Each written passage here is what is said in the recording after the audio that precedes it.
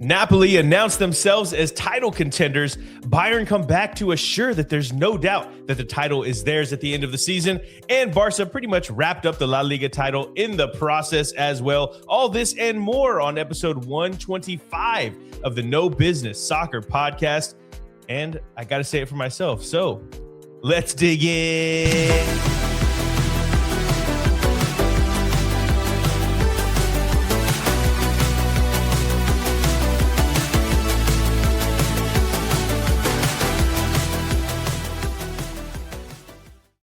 Yes, sir. Welcome back to the No Business Soccer podcast. I'm your host, Snooz, and we got an almost full crew. We have J-Fam, the Brainiac, hanging out in the back, Danny P on the ones and twos, and of course, the elephant in the room is that Hypeman Vick is not with us right now.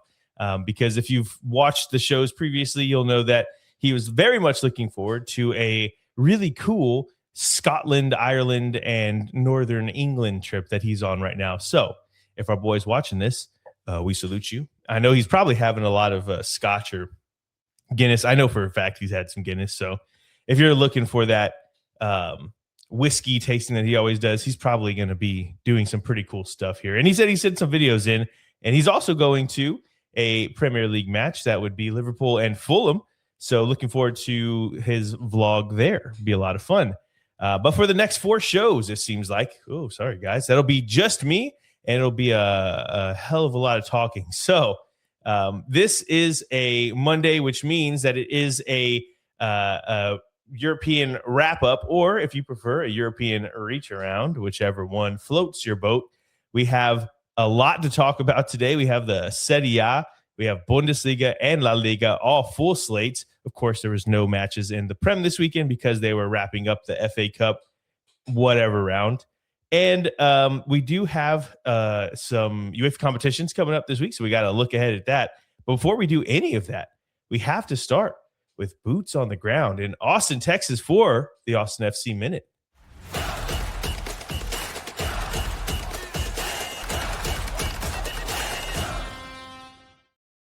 Yes, it was a hyped up hell of a game that Austin played out in Miami against Inter Miami, and of course, this was the opening of their stadium. I think it's called like New Stadium, NU. Maybe it's NU. I think it's pronounced New. But either way, it was incredible to see all of the pageantry that went on for the game. Of course, Austin, they were the sacrificial lambs for this one, opening up the stadium. Leo Messi out there. Suarez was on the bench, of course, and it was just a lot of what's the phrase? Pomp and circumstance. It felt like for Spurs, no, not that team, for Austin FC to get their ass whooped. And it's just not what happened. And in my humble opinion, obviously I'm a little biased, Austin FC were the better team for 90 minutes of that game, and we end up getting the draw. But overall, I felt like Austin FC were probably the team that deserved 3 points. Now, the reason why maybe you saw the game in a different way is because of all the stuff that happened around it. But I'm talking about specifically what happened on the pitch. Austin FC were the best team. Leo Messi was the best player, there's no doubt, but that doesn't mean that they have the better team. And that's how it felt. I went into the game thinking that Austin FC were going to get that ass whoop. It's just not what happened. And it's funny because I was with Hypeman Vick, and he was telling me that he had seen something in the last couple games that he thinks that Austin FC are about to turn the corner. And it did feel that way. Of course, Facundo Torres got hurt, so I don't know what's going on with that. We'll have to look into that. But either way, good game. Great to see. I'm blanking on his name, but the Canadian star who got the score for our second goal. I mean, this was just a good all-around match for Austin FC, and hopefully we continue, because I know we have a couple more matches here in April and then May, and then it is World Cup time, so we'll have a long break. Okay, that is it for your Austin FC couple of minutes. And we move on. We have a lot to talk about, as I mentioned. So let's get it started. Let's go to Serie A.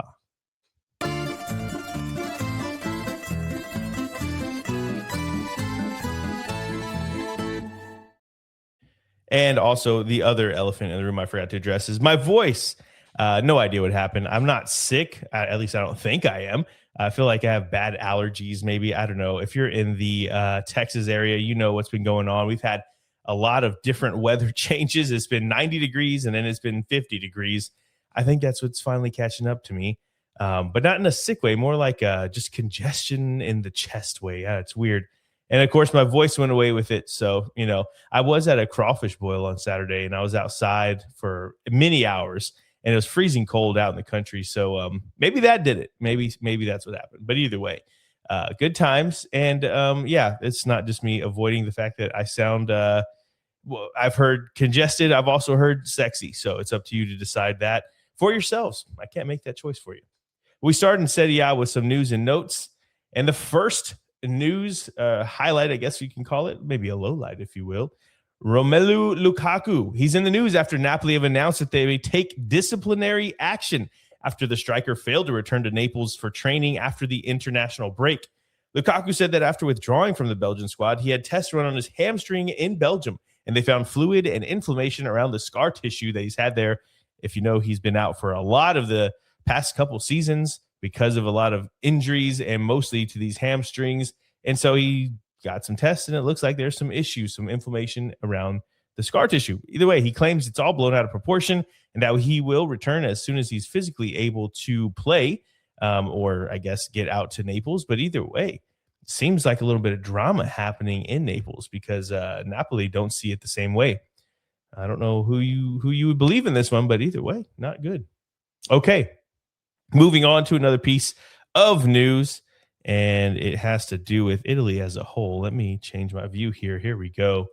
Italy as a nation is still in mourning after they failed to beat Bosnia and Herzegovina in the World Cup playoffs. And since that penalty shootout loss, Gennaro Gattuso has stepped down as Italy's manager. Gabriele Gravina has resigned from his position as president of the Italian Football Federation, and Gianluigi Buffon, who you might know sound familiar to you, also resigned from his role as Italian football's head of delegation that he's held since August of 2023. And I have no idea what a head of delegation is, but he was getting paid to do it, and he is now resigning. So, yeah, a lot of turmoil happening after they failed, they being Italy, has failed to qualify for their third straight World Cup. Not a good sign for the champions of the world. I think it's 3 to 4 times over. Yeah, not a good look. Crazy that it's happened in our lifetime, but, it is what it is. Okay, now let's jump in to our match day 31 for Serie A, and we start off with the top matches. And that first match is Inter versus Roma. Inter went up a goal in the first 59 seconds of this game, and it felt like it was going to be a bad day for Roma, but it stayed 1-0 throughout the first half. After that, Roma even leveled it. And in the 40th minute, before Çalhanoğlu puts a rocket into the back of the net, I mean, it was probably from 25 to 30 yards outside of the box. It actually looked like Roma might be able to make this a game. But going into the break with that goal that I guess it just shattered all of their confidence, because they came out of the break and, man, it was a nightmare. And if you haven't seen the goal, first off, let's not just pass over. If you haven't seen Çalhanoğlu's goal, first off, like I mentioned, 25 to 30 yards outside of the box. Dude hits it so hard. It's just swerving and dipping. It just completely makes the keeper guess wrong which way it's going to go. It ends up in the back of the net. Crazy shot. But we've been accustomed to these kind of shots from Çalhanoğlu over the past seasons that he's been with Inter. And again, after the break, the floodgates were opened. Inter scored 3 more unanswered goals to take the score to 5-1 by the 62nd minute. So they were whooping that ass, and Roma ended up getting one back. But it was an absolute, I think Vic would call this a certified belt to ass, because it was a 5-goal win. And yeah, man, it was not even close. I put this as one of the top matches to watch because, 2 of the bigs in Serie A figured it'd be a good match. It was not. Inter made them look dumb, but that's what you can expect from the team that is expected to win the Scudetto. They're very close to doing so. The other top match was Napoli versus Milan. But if you've seen the Serie A schedule, you know that it's a Monday. It's a bank holiday or whatever they want to call it in Europe, around, I think, even in the UK too. So they had 4 games going on during Monday. So I didn't get to watch many of them, but I did get to watch the end of this Napoli versus Milan match. and Napoli get the win. It makes it 5 wins in a row for Napoli, for Conte, and 7 points away from Inter at the top, and they jump Milan in the process of the table. We'll show you the tables a little bit later. But either way, just know that this one, we had called it going into this match a title eliminator because Inter are obviously front runners, but Napoli and Milan were right behind them. They're trying to figure out who's going to be jockeying for that position, who's going to be the one that's actually going to give them a race. And now it looks like Napoli has raised their hand, 7 points behind them, 5 wins in a row in Serie A. And man, it is starting to look like it could be a lot of fun. Of course, if Inter don't lose any of their matches, it doesn't matter. It won't be a race for too much longer. But so far, Napoli's, it looked like it was going to be because they won it last season, right? So they were not going to defend it well. And now they're right there in the mix. So that's pretty cool. That's awesome to see. Okay, that is it for the top matches. Now let's jump into the rest of the match day. And it all kicked off on Saturday. And it started with Sassuolo winning 2 to Cagliari's 1. Sassuolo get their first win in 4 in Serie A, but also make it 4 straight losses for Cagliari, who are now sinking like a stone towards relegation. We also had Verona 0, Fiorentina 1. And it got spicy at the end of the game with a tussle breaking out. Kits were ripped at the neck. I mean, there's a lot of pulling and pushing. But in the end, our Fiorentina get 3 vital points on the road, and they are looking more and more likely that they're going to survive. They see off bottom of the table Verona. It was not easy, and it needed some clutch saves from De Gea, but they get it done, and well done, boys.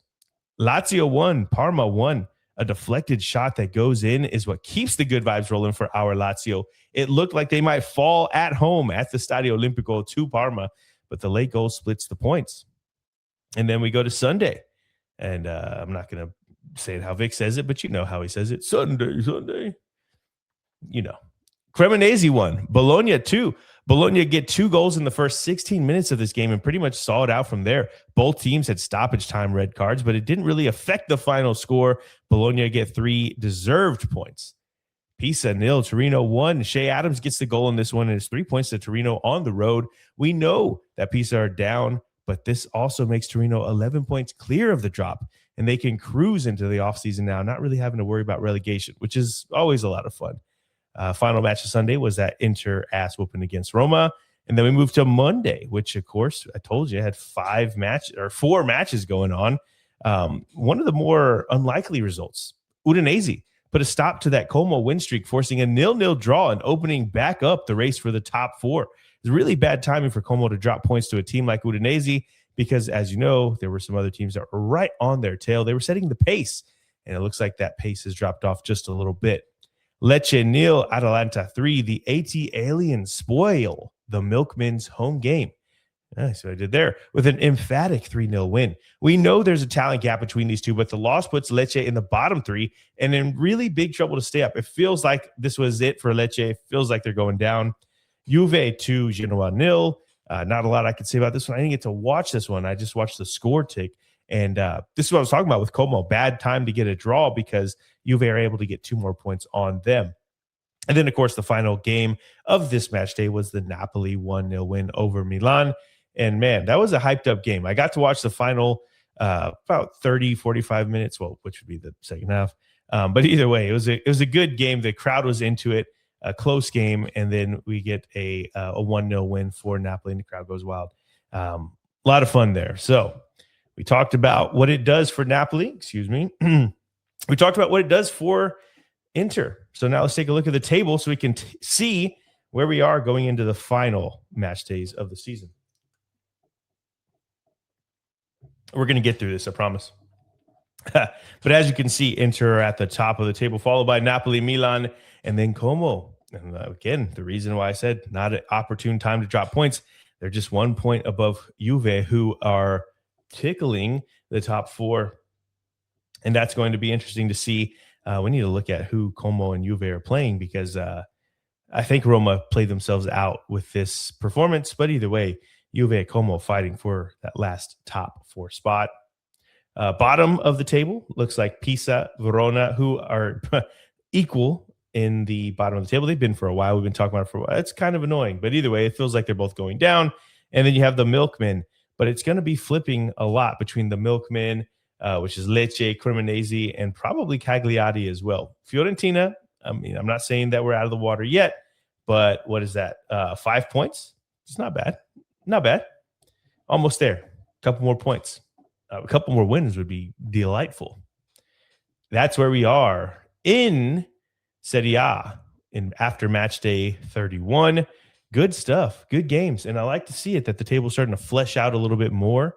I don't know if Napoli will be able to catch Inter, but man, it will be fun to watch for our final, 7 more match days? Good stuff. Okay, let's keep this train rolling and let's go to the Bundesliga.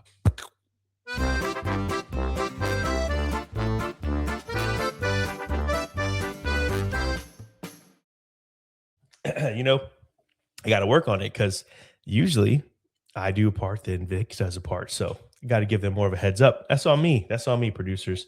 But we start in the news and notes around the Bundesliga. And we got a piece of funny news here. After Bayern's game in Freiburg, Serge Gnabry was seen wearing a pair of swim trunks with Leon Goretzka's face all over them. And others were holding a poster of Goretzka modeling topless, a little hoodie over his head, a little cutie, Apparently, some fans brought these to the game and were waving them around in the stands. And after the game, the team asked if they could borrow them for the celebrations.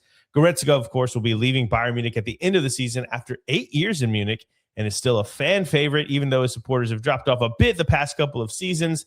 But when Goretzka was asked about these questionable items post-match, he said it was all just fun and games. Everybody was laughing, having a good time. But the fan did request that the items be returned to him before they took them with them. And so he didn't get to keep any of the stuff that had his face on them, which is kind of weird. But I guess it comes with the territory. Next piece of information, next piece of notes and news. I guess that's a better way to put it. Per The Athletic, German police have launched a criminal investigation after crowd disorder delayed Saturday's game between Dynamo Dresden and Hertha Berlin in the second division of German football. The first half was suspended for around 20 minutes after pyrotechnics were repeatedly set off by both sets of supporters in Dresden, and the players were taken off the pitch. Fans in the away section then invaded the pitch and clashed with home supporters, who had also clambered over the barriers, leading to the riot police intervening. Dresden police confirmed on Sunday more than a dozen criminal investigations into alleged breach of peace, the dangerous bodily investigations. Let me say this again. Investigations into alleged breach of the peace, dangerous bodily harm, property damage, and ticket fraud had been opened up following the fixture. In anticipation of this event, because these are big rivals apparently, an extra 750 officers had been deployed for the game, and things still got out of hand. The way that I understand it is that there were pyrotechnics being shot into the away fans, and then they started shooting and then throwing flares, and then it just escalated and got out of hand from there. Crazy stuff. I've seen this type of stuff before at Spurs and not Montpellier, Marseille, crazy fans, notorious crazy fans. It's scary because the people that are just like normal watching the game, you see these people getting crazy and you don't know what's going to happen. And apparently got to ruckus in the second division of German football. Also, side note, my wife's family, they hail from Dresden, Germany, moving from, I think Prague to Dresden or Dresden to Prague, one of the two. Either way, they come from a long line of hooligans, apparently. Okay, we're moving on. Let's go to the top matches for Bundesliga Matchday 28. And we start with a matchup that I was very excited to watch, and that was Hoffenheim and Mainz. It ends Hoffenheim 1, Mainz 2. And this one was fun. My Mainz, that's right, my Mainz are starting to prove that I wasn't crazy for being so high on them in the preseason coming into the season, in the summer, we'll call it. And, it just took almost a full year for that to finally flesh out. But, man, they are playing so well right now. It's 3 straight wins with this road win over Hoffenheim. And now the Hoff are in a slump of their own, falling from 3rd to 5th and having only won once in the last 5 Bundesliga games. But they've been a tough out for anyone all season, obviously, outside of Bayern. But what Mainz are doing is incredible, from being at the bottom of the table not too long ago to now being above mid-table and not really close to Europe, but which is fine. They struggled for so much of the year. You can't really expect that, but it's not impossible. It's not out of the question. If you didn't watch this game, go check out Hoffenheim's goal, though, from Atleti. He gets the ball from just outside of the top of the box. He turns on it super quick, fires it past the keeper, and that is what Vick would call a boner ball, a boner-inducing goal. Great, great stuff. Okay, next game, Stuttgart 0, Dortmund 2. And, of course, I'm a little biased for VfB, but Stuttgart were the better team for 99% of the match here. Dortmund said, F your couch and F your house. They spoil the home team's party. Despite VfB's dominance in the game, they could not finish any of their shots, and they paid for it in stoppage time. It's 0-0. This game was 0-0 in stoppage time. And I'm sure, like myself and a lot of other people watching this match, we figured this was about to be a 0-0 game between two German giants that just never really went for it. But Adeyemi and Brent scored 2 quick-fire goals to absolutely stun the home team. And the crazy thing is Dortmund aren't that high-flying football team they've been in the past, but they are now on pace to have the highest points total that they've ever had in a Bundesliga season since they won the league back in 2011-2012 with Jurgen Klopp. I think they have like 68 points right now. We'll see in a second. And the highest they got was 80-something. I should probably have that note in here. But either way, just know that they're not going to reach the 2011-2012 bar, but they're right under it. And it doesn't matter because they're still 9 points behind the league leaders, Bayern. It's just tough times in Germany, even though Dortmund have had a terrific season in, all sense of the word, really. If you look at how they've played, it's probably not the best and probably not what you'd expect from Dortmund, but results are ultimately king and ultimately what matters. And they're getting those. So it is what it is. All right. That is it for the top matches of Bundesliga Matchday 28. So now let's move into the rest of the games. And it kicked off on Saturday. Freiburg 2, Bayern 3. Bayern win this game after being down 2-0 going into the 80th minute. The Black Forest boys were flying high and then devastated. The third and final Bayern goal came. Oh, how about I say that again? The third and final Bayern goal came in the 8th minute of stoppage time with virtually the last touch of the game. It couldn't have been a more scripted feel. I don't mean that in conspiracy way. Don't hear what I'm not saying. What I'm saying is it just felt like a movie script, like this team that was about to lose and they end up coming back to the last second, scored 3 goals, and they win it on the road. It's just really insane how hard this team is to beat, specifically for any of the Bundesliga teams. Golly, you got a 2-0 lead going into the 80th minute.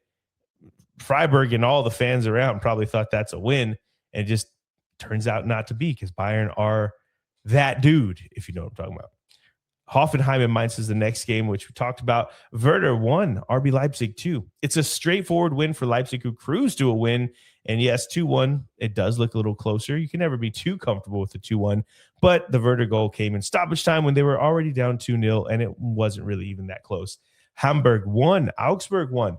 This one was a fitting result for both sides, although I did expect a little bit more from Augsburg after Hamburg went down to 10 men in the 64th minute.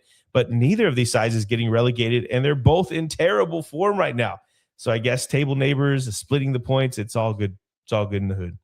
Borussia Mönchengladbach 1, Heidenheim 1. I think Gladbach are safe for this season, already 5 points clear of the relegation's playoff spot.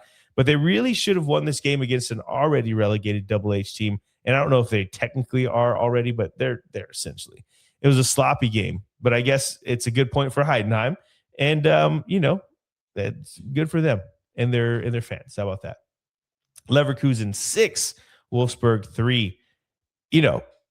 Technically this should be a certified belt to ask, but if you give up 3 goals, is it really? Producers, you let me know, guys. I feel like if you give up 3 goals but you score 6, that's not a belt to ask. You gave up too many goals. You got to give up 1 or 2 max. But either way, good score line. And this one did feel though like a goodbye to our. Not our Wolfsburg, to Wolfsburg. I say our because I liked them back in the day, and I'll explain here in a second. But either way, it's a nice farewell game. Not that anyone expected them to get a result away from home against Leverkusen. It was just the way that they collapsed in the game that made you realize that this team is not fighting, and they are not probably going to stay up this season. At one point, they were up 3-1 in the first half after a Christian Eriksen penalty was scored. And we can all see how things ended up. Just not good vibes, not good times for Wolves of Germany. At one point, this team had Ricardo. I can't remember his name, Ricardo, but he's a Swiss player. We had Kevin De Bruyne on this team. We had even, what is his name? The Croatian guy. I mean, there's just so many good players, and this team was in the Champions League, and they were fighting for the top four. And I believe at one point they were even got into the top two with that squad. And then you just see how bad they are now. Now, of course, KDB's been with City forever, and now he's with Napoli. So it's been a while since that team. But either way, I mean, if you played FIFA at that point, you know what I'm talking about. That team was incredible. Also fun to watch in real life. Okay, bye-bye Wolfsburg. We'll move on. Stuttgart and Dortmund was the final game of your Saturday roundup. And so we move on to Sunday, and that has Union Berlin won. St. Pauli won. St. Pauli were close to getting the win on the road, which would have seen them shoot up to 14th in the table. But Union gets the leveler to make sure that none of the teams from 10 to 18 in the Bundesliga table won a game this weekend. Crazy stuff. So I guess you could say that nothing changed. We just had a blank slate. It was like Matchday, whatever. What was that? Matchday 28? Nothing happened. What it feels like anyway. Eintracht Frankfurt 2. Cologne 2. This game went from no goals to 4 goals from the 66th minute to the 83rd minute. Frankfurt scored the first 2, and being at home with a late 2-goal lead against a Cologne team fighting relegation, you'd expect 3 points here. But they let the lead slip, and they split the points. And now this Frankfurt team, they're not the team that they have been in the past couple seasons. Riera is still trying to get his grip, and I talked about it. I feel like I say that every week, and eventually he's going to have to step in and step up. But, no offseason. I think he's only like his less than 10 game. Maybe he's played 10 or he's coached 10 for Frankfurt. You could see the improvement, though. The defense is not good, and he'll have to change that in the summer. That's nothing that they can change right now with 6 games left. Okay. That is it for your Bundesliga weekend. Let's move to the table and take a look at where we stand after match day 28.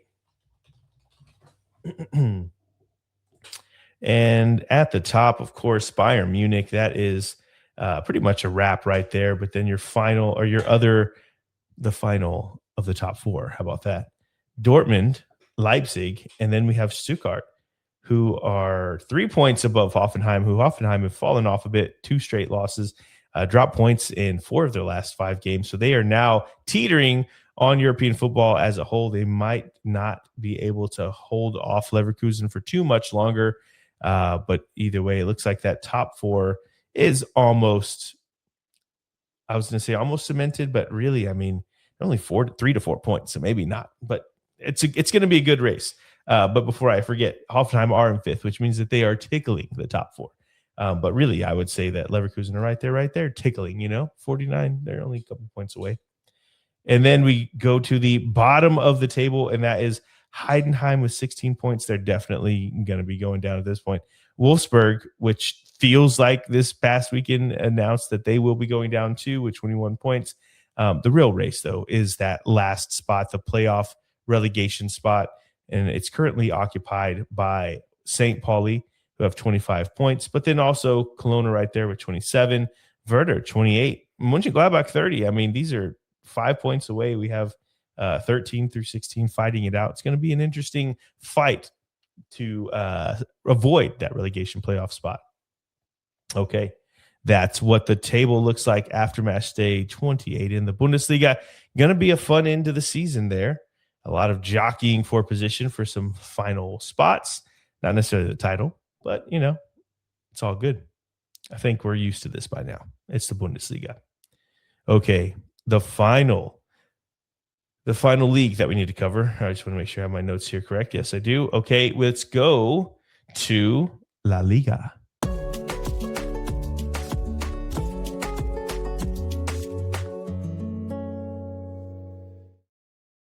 what I'm hoping is that this deep, raspy voice is putting you to sleep. Actually, I don't hope you fall asleep, but I hope you're relaxed whenever you're listening to this. It's like an ASMR video, unintentional, of course, because that's weird. But um, thinking about it, let me take a sip real quick.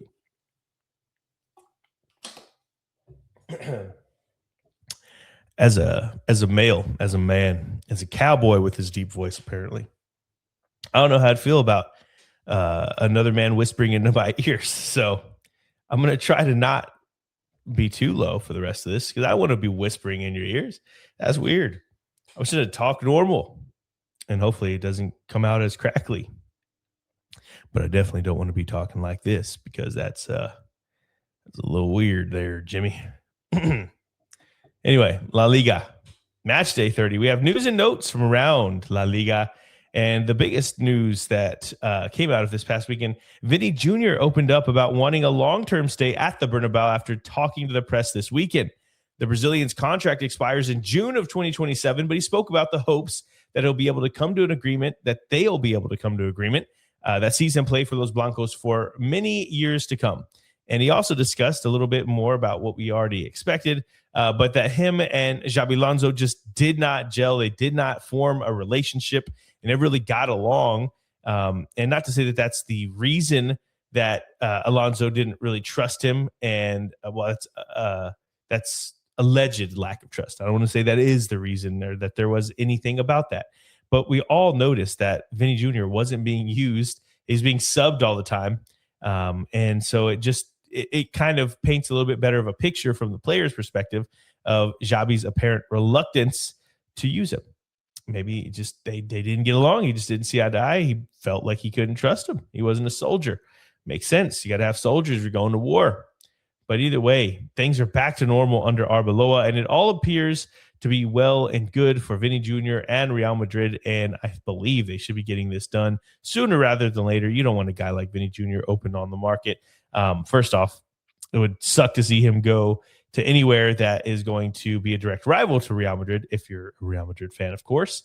But also, man, this the amount of money that you just missed out on because you didn't sign him and he's going for free. That would be absolutely devastating to Real Madrid. All right, let's do it. Jumping into the top matches from La Liga match day 30.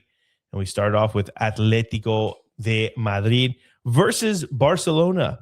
This game, this one right here, will stick in my memory for a while, not only because it was a great game, but also because my mother-in-law and my grandma-in-law, if that's a thing, I don't know if people say that, they came over this weekend. And while my daughter was napping, me and Meemaw, as she's called, were able to watch the second half of this game together. And we bonded. We talked about the game. And I think more like me talking at her, of course. I explained all the drama and the nuance surrounding this game and why it was so important for Barca to win. But also, we can't be too much into this game because they're playing in the Champions League. And it's like, in what, I don't even know if there's series. I mean, there's series in baseball. I don't know if there is in the NBA. That maybe not. But either way, they play each other this past weekend. And they play on Tuesday, which is today if you're watching this. And then they play the following week after a game in La Liga that next weekend. So, I mean, 3 times in the next 2 weeks. And so this game was the first of that series. And I was explaining how it's just important to see how it turns out because Atleti, they can't win the league. Barca can. So if Atleti can spoil that, that's cool. But also it means a lot more to Barca because they have to win this game. Atleti did not. And I say all that because I'm sure if you've seen the game, you know that there's a player, he's given a second yellow card and he's sent off. But VAR intervened saying, hey, that's not just a yellow card. That should be a red card. So they stopped the game for like 5 minutes to review it.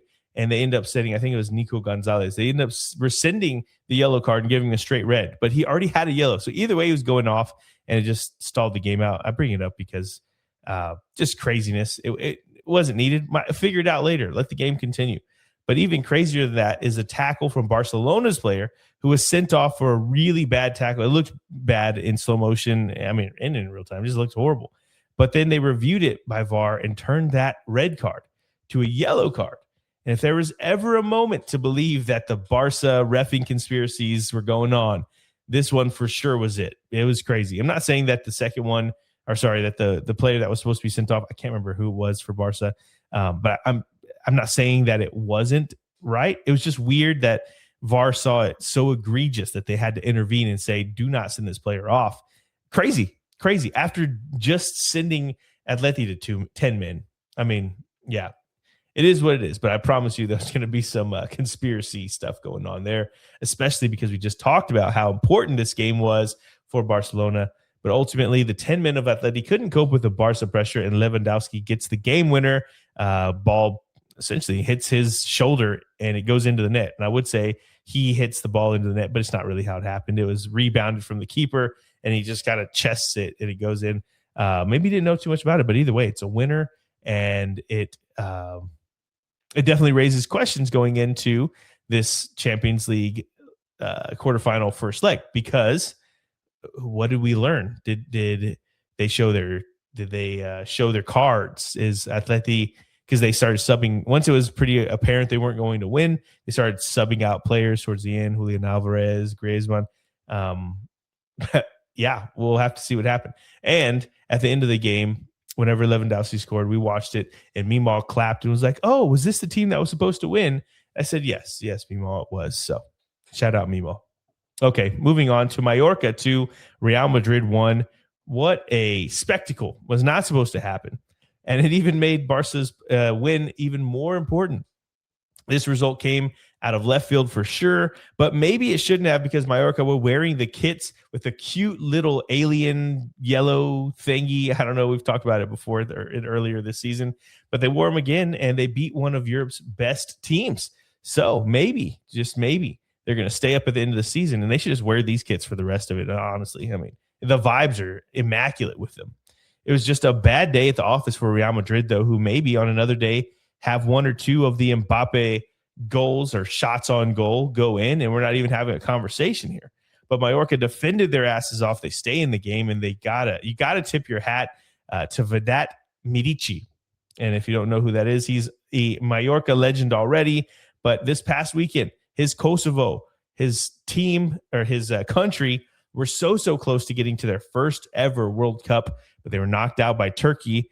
And then they have the final ball fall to this guy at the end of the game. In this game, whenever Mallorca are on the verge of going down, Real Madrid are the powerhouse that they are. And a huge moment for Medici, and he exercises demons, I guess. Not really, because it still sucks for Kosovo, but either way, he bangs in the goal. Mallorca gets the win. And hopefully this will be the turning point for their season where they stay up.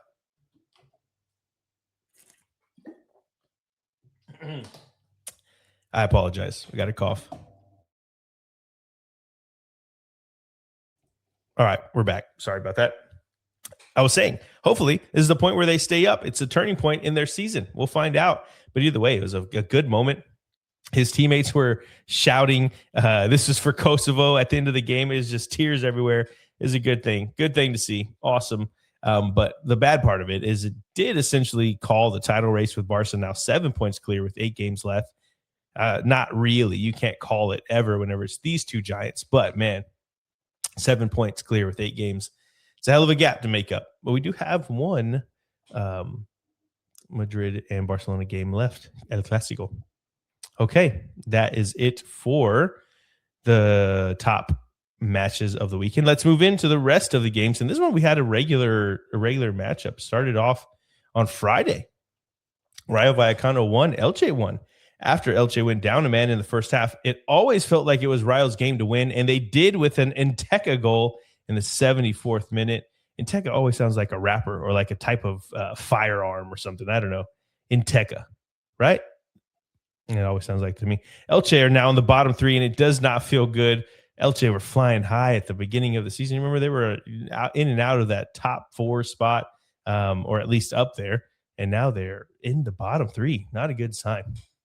Saturday, Real Sociedad 2, Levante 0. Real Sociedad get the job done on cruise control to stay in the hunt for Europe, and it turned out to be a big win for them because the teams that sandwiched La Real on the table both got wins as well. So had they lost or dropped points, they might have been further and further from that European dream. Another game on Saturday is Mallorca and Real Madrid. We also had Real Betis 0, Espanyol 0. And what happens when two of the worst form teams go head-to-head on a nice Saturday afternoon? Well, they draw 0-0, of course, and I think Betis will feel like they should have got all 3 points from this one. But, I mean, these teams are doing absolutely terrible right now, and they are on the slide. I don't know what's going on. Get together, guys. Atletico Madrid and Barcelona were the final match on Saturday evening or afternoon. So we move on to Sunday. Getafe 2, Athletic Club 0. Well, Getafe, they just keep on chugging along with their current ridiculous run of results. This was their fourth win in their last 5 games. They're only 3 points from a European spot. You really just can't count them out of any game they play at the moment. Athletic Club had no answers for them. Valencia 2, Celta Vigo 3. Celta Vigo absolutely needed this win to keep the teams coming, or to keep the teams that are coming for their spot at the top 6 at bay. It was a nice win at the Mestalla against the Valencia side who've been playing really, really well lately. Real Oviedo 1, Sevilla 0. This is big trouble for Sevilla. They're now in terrible form. They had a terrible first half in this game. They went a goal down. They went a man down to Oviedo, and Oviedo have now only lost twice in their last 5 games, which is a big change for them, and sees them only 7 points from Sevilla in that 17th spot. I don't think that matters. I think that they're still going to go down, but either way, they're making a fight out of it. But the fact that they won this game is just absolutely huge. It leaves Sevilla only 2 points clear from the drop zone with a 3-game losing skid, and this is not a good time to be on a losing skid.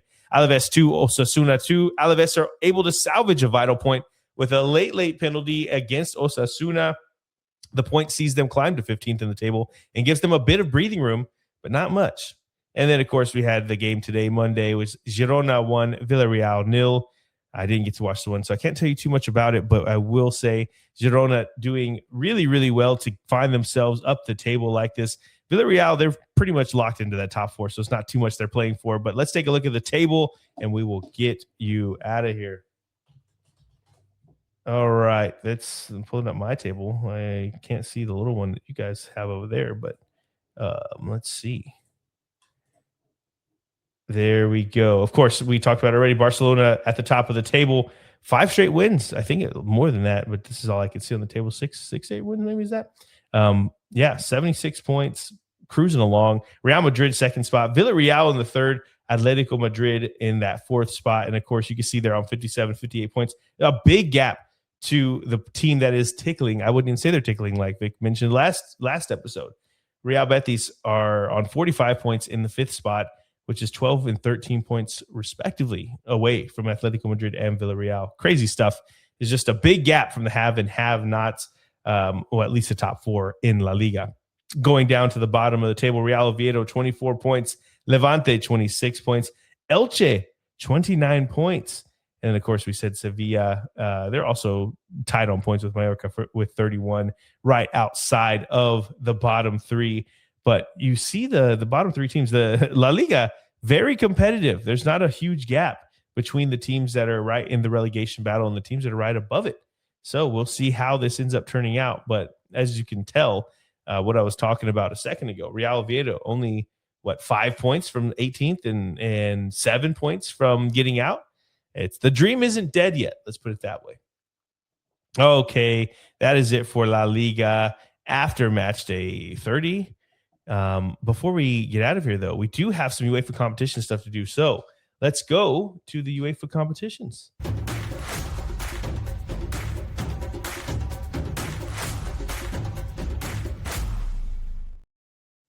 And this is down to the nitty gritty, baby. I am so excited to see these matchups. We have the first leg of the quarterfinals in all of our competitions. That is the Conference League, Europa League, and the Champions League. This is where the boys are separated from the men. This is where the teams that are here for real start to show themselves. And we start in the Conference League. And the first quarterfinal is between Rayo Vallecano and AEK Athens. That game is going to be in Rayo. I can't remember the name of the stadium, but it's something long, and it's going to be in Madrid. It's going to be fun, and it's going to be cool to see how Rayo Vallecano gets along. Honestly, it's crazy that they're here. I mean, seeing where they are in the table, how they almost got relegated not too long ago, and now they're sitting here in the quarterfinals of the Conference League. It's cool stuff. I'm going for them. Going to be a fun watch. Shakhtar Donetsk, AZ Alkmaar. Obviously going for Shakhtar in this one. Shout out to what they're having to go through in the Russia-Ukrainian war. They haven't even been able to have their stadium or play in their stadium since that war broke out. Just terrible stuff. I think I talked about it on here before. I listened to a podcast about their president and how they're having to buy players and just do all these things differently because of the war going on in their country. So shout out to Shakhtar Donetsk. It'd be a cool thing to see them move on. And then we have a couple more fun ones. Mainz versus Strasbourg. Strasbourg were the darlings of Ligue 1 last season.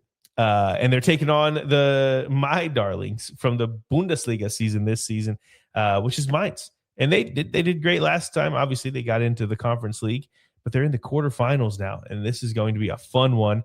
Strasbourg, they're not the same without Liam Rossinha, who, as we know, is over here struggling for Chelsea. A team we'll talk about. Oh, no, we're not talking about them because they're not in the Champions League. So anyway, Liam Rossinha left, and they haven't been the same team since. But I think that Mainz can get it done. It'll be a fun game. Strasbourg, I can't remember who their coach is now, and you can tell me in the comments. I know he's well known. It's going to be a fun one. Crystal Palace taking on Fiorentina. These are always fun matchups when it's two teams that we know well because we watch them week in and week out. Crystal Palace have not been in the best of form, but neither have Fiorentina. And they're both going at it, and it's going down on Thursday. Going to be a fun one at Crystal Palace in the first leg. Okay, moving on to the Europa League. Braga taking on Real Betis. This will be the first leg of the quarterfinal. Betis, this is it's crazy that where we are with them because they're terrible in the league right now. Maybe they're saving it all for the Europa League title. As you remember, they got to the Conference League title, lost to Chelsea last season. They're thinking maybe we can get a Champions League via winning the Europa League, and we'll see if they can do it. But I have my doubts. Not necessarily that I think Braga are that much better than them. I don't know. I don't watch Braga often. But it just feels like Real Betis, their league form is going to catch up to them eventually. We'll see if it happens here. Another fun one, all no business covered match. Freiburg, the Black Forest boys, taking on Celta Vigo. And both these teams doing good stuff in the league, decent standings. Going to be a fun one there in Freiburg. Then we have Bologna taking on Aston Villa in Bologna. And Aston Villa have been the favorites for this tournament since it started. I got to watch them whenever I was in Basel this past December. It looks like a hell of a team whenever you can come off the bench with Ollie Watkins and I mean, just the plethora of weapons they have out there. It's going to be a fun one. Let's see what I don't have it up here right now. Anyway, it's going to be fun to see. I was going to say the betting odds for that. I bet that Aston Villa are pretty heavy favorites. We'll find out. And the final match sees Nottingham Forest take on Porto. Going to be a fun one. Okay, going on to the Champions League. This is where legends are made. There's a lot of good matchups here. One that seems a little lopsided, but you never know in the quarterfinal section of this competition. The first one, Real Madrid taking on Bayern Munich. That's going on, if you're watching this today, which would be Tuesday, going to be really, really fun to watch. Bayern Munich hitting their stride, finally getting their players back in minutes underneath in their legs, put it that way. And it just feels like they're unstoppable right now. Now, we did see them lose to Arsenal earlier this season, but Real Madrid have their faults. They have their issues. And I think that we saw that with the loss like they had this past weekend to Mallorca. I mean, it's easy to say that they took their eye off the ball and they were waiting for this matchup to come around. But man, I just can't see it right now. I think Bayern are probably the best team in Europe, and we'll find out. If they can beat Real Madrid, it would go a long way to proving that right. The other game tomorrow is Sporting Clube de Portugal, Sporting Lisbon, as people call them, taking on Arsenal. And this match will be happening in Lisbon. And this is the match I was talking about, where I don't know, Sporting came back to take down Bodo Glimt after being heavily beaten in the first leg. So if they can get something from this game, maybe they have a chance at the Emirates. But we'll find out. They got to keep it close though in this first leg. The next matchup is an all Spanish matchup. Barcelona welcoming Atletico de Madrid to the Camp Nou, whatever you call it. Either way, it's going to be a fun one. We talked about how it's a series. We talked about how Meemaw was all into it with Barcelona winning that game. And I would venture to say that it was more important for Barcelona to win that past match, the match that we just saw this past weekend. But it is equally important for both teams to win this one because Atleti have beat Barcelona. They have proven that they can do it at this level. I mean, maybe not this level as in the Champions League, but they've proven that they can beat them. They beat them heavily in the first leg of the Copa del Rey. I think it was the semifinal. And yeah, this one's going to be fun to watch. I don't know who to go, but it is hard. If you watch Lamine Yamal right now, it's hard to see anybody outplaying that guy. Amazing player to watch. Going to be a fun one. And then, of course, the final matchup, which we thought that Vic would be at, but he is not. He's going to a Premier League match because I think he assumed, like we all assume, that PSG taking on Liverpool in Paris at the Parc des Princes is going to end up pretty bad for his team over there at Little Liverpool. PSG hitting their stride. We saw how they turned it on late last season to end up winning their first Champions League title, and now they're starting to hit that stride again. They take on Liverpool, who are big in name and stature, and they have players that are good all up and down the pitch, but they have not put it together. And I feel like beating PSG is just a bridge too far. But the first leg being in Paris does help them get something, because if they can come away with a draw or keeping it close, it's like Sporting going to Anfield that second leg. You never know what can happen. Magical things can happen. And that is your UEFA competition look ahead. It's going to be some fun times. I'm looking forward to it. Hopefully I can find my voice again. Maybe I'll lose it from all the yelling that I'll be doing at these games. So, DJ, play our music. And if you liked my voice, I apologize because it won't be around for long. You know, got this sexy voice. Hey, you cut my music out. Oh, there we go. Over here. Anyway, thanks for hanging out. Subscribe to all our stuff, you know, all that stuff. And talk to you soon. Peace.